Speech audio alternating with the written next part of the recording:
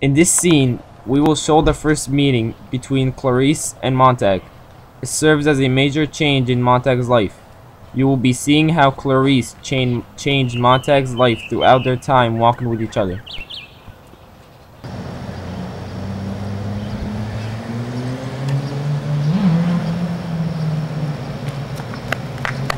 Hi. You're our new neighbor, aren't you? Yeah, and you're the fireman. How long will you say that? I would know with my eyes shut. What, the smell of kerosene? My wife complains about it. Kerosene is something very perfume to me. Does it seem about that? Really? Of course, why not? I don't know. Do you mind if I walk with you? I'm Claire's McClellan. First, that Montag. The scene was chosen because it was the first meeting between Montag and Clarice. After this meeting, Montag questioned every action that followed. This was probably the biggest change to his life. In this scene, you'll be seeing Montag expose his stash of stolen books to his wife, Mildred, in order to get her help in what he was about to do, read. After killing the woman in his last fire-burning mission, he got sick and started to question what the truth was and what the lie was. He figured the best way to do that was to read.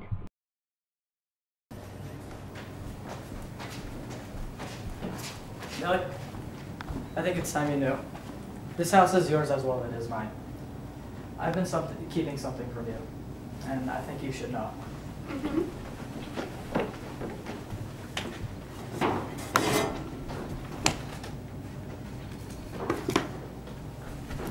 Montag! Oh my god, Montag, no! Millie, no, stop it, listen to me. We can't burn these books. I need to know the truth, and I need you to help me. We'll just look over them once, and if Beatty's right, we'll burn them right away. Please help me. Okay. This scene was chosen to show you how greatly the books affected not only Guy Montag, but everyone in his society who were represented by Mildred. People quiver in fear and anger and disgust when they hear the word book. In the utopian society, books are worthless. They keep people from being unhappy and therefore should be burned. For that reason, Mildred was prompt to burn the books as soon as she saw them. This scene shows the biggest realization in Montag's life. He realizes with the help of Faber that books were banned for a reason. It is the biggest cause of change that occurs in Montag's mentality. Montag, in this scene, will be learning the importance of the books and why it is wrong of him to be burning them. He finally figures out what he must do something about it. You're a hopeless romantic. It's not books you need, it's some of the things that were once in books. The same things could be in parlor families today, but they're not. It's not books you're looking for. Take it where you can find it, in old phonograph records, in old motion pictures, in old friends. Look for it in nature, and look for it in yourself. Books were only one type of receptacle for the things we were afraid we might forget. There is nothing magical in them at all. The magic is only in what the books say. Of course, you couldn't know this. Of course, you still can't understand what I mean when I say all this. 3 things are missing. Number 1, there is only... Do you know why books such as this are so important? It means texture. This book has pores. You can place it under a microscope, you'd find life under the glasses. The more pores, the more truthfully recorded details of the life per square inch. The more literary you are, telling detail, fresh detail. The good writers touch life oddly. The bad ones rape her and leave her for the flies. So now do you see why books are hated and feared? They show the pores in the face of life. The comfortable people want only wax moon faces, poreless, hairless, expressionless. We are living in a time when flowers are trying to live on flowers. Even fireworks, for all their prettiness, come from chemistry of the earth. Yet somehow we think we grow, feeding on flowers and fireworks without completing the cycle back to reality. Well, there we have the first thing I said we need, quality. And the second? Leisure. Oh, but we have plenty of off hours. Off hours, yes, but time to think. If you're not driving 100 miles an hour at a clip where you can't think of anything else but the danger, then you're playing some game or sitting in some room where one can't argue with the four-wall televisor. The televisor is real. It is immediate. It has dimension. It tells you what to think and blasts it in you. It might be right. It rushes you on so quickly to its own conclusion, your mind hasn't the time to protest. Only the families, people. I beg pardon? My wife says the books aren't real. Thank God for that. You can shut them, yes. Hold on a moment. We play God to it. But who has ever torn himself from the cloud that encloses you when you drop a seed in a TV parlor? It grows you any shape it wishes. It is an environment as real as the world. It becomes and is the truth. Books can be beaten down with reason, but with all my knowledge and skepticism, I've never been able to argue.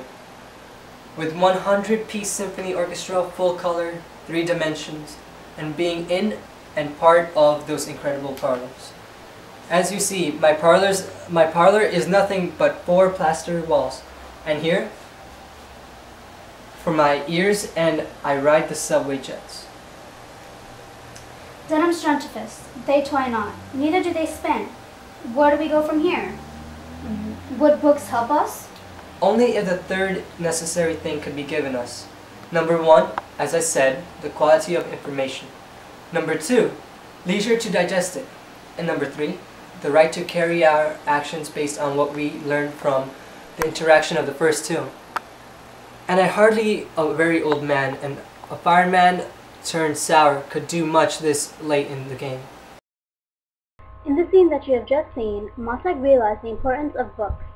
Stated by Faber, the 3 major things that a book was important for was for its quality, the leisure, and to carry out the actions. With this conversation with Faber, Montag decides to take action and tries coming up with a devious plan that would eventually get him ousted from the society that he is living in. With Faber's help, Montag is finally freed from the life he was living and gets the life he was destined to live. Slowly, a different kind of fire, not one that destroys, but one that brings warmth. Montag finds what he was running away to. He finds the social outcasts, the book people, all huddled around one fire as if they were a family. The leader, Granger, calls Montag over and welcomes him to the collection of books, walking and talking. There Montag finds out as long as they are alive and safe, books will never be destroyed. Once they get a chance, they will transcribe the books in their mind onto paper. As you will find out, Montag is the book of Ecclesiastes. Alright, you can come out now. You're welcome here. We won't hurt you. Coffee? Yes, I would love some. Thank you. Thanks a lot. You're quite welcome here, Montag. My name is Granger.